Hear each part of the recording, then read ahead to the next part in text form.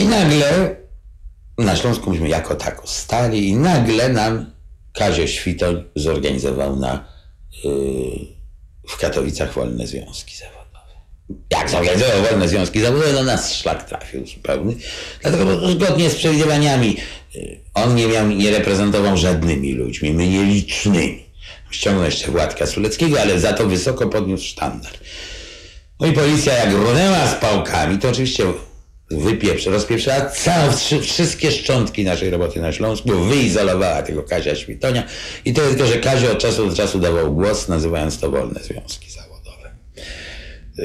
Przechwyla się zwykle tym Leszek Moczulski, że on tam poradził założyć ten wolny związek zawodowy w tych Katowicach i zaczął przeć na to, powołać wolny związek zawodowy na Wybrzeżu, gdzie była bardzo dobra grupa, tam już był Wałęsa, już Ania Walentynowicz, Bogdan Borusewicz, Andrzej Gwiazda i Joanna Gwiazdowie i spora grupa robotników wokół nich, spora grupa robotników.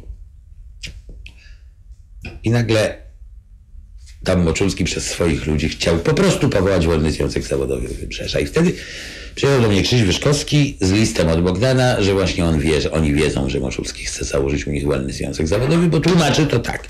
Tak, rzeczywiście teraz nie będziemy mieli ludzi, ale to jest talerz. Ustawiamy talerz, który przyjdzie taki czas, że będzie ciekła zupa. I zupa nam w ten talerz nacieknie.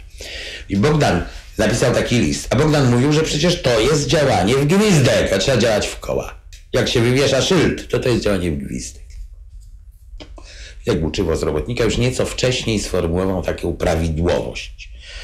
Bo takich grup, które chciały zakładać jakieś tam organizacje, instytucje, szyldy wieszać, było sporo w kraju. Powiedział, że można powołać taką grupę, ale tylko tam, gdzie środowisko ma własne siły, żeby się bronić. Bo z Kaziem było tak, że jak Kazia posadzono, to myśmy musieli eksportować rewolucję do tych Katowic. Tydzień w tydzień robić tam akcję ulotkową siłami Wrocławia, Krakowa, Warszawy, tam ta policja ludzi tłukła, myśmy ulotkowali, wychodząc z takiego założenia, że jak się tam ulotkuje, robi akcję, to oni mają takie gówno na głowie, że im się to mniej opłaca, że im się bardziej opłaca Świtoń na wolności niż Świtoń w więzieniu. I tak też się stało. Oni Świtonia puścili. No dobra, no ale jak my mamy całą akcję, wszystkimi naszymi siłami robić w obronie kogoś, kto szylce zechciał wywiesić, to nie można. Natomiast uważałem, że na Wybrzeżu można. Że to jest właśnie to prawo uczywy tu się sprawdza. Mianowicie rzeczywiście jest tu środowisko, które potrafi obronić ten plan.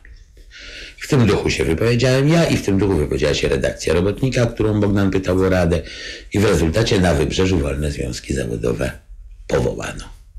I to się okazało, jak wiadomo, niesłychanie cennym i sensownym posunięciem.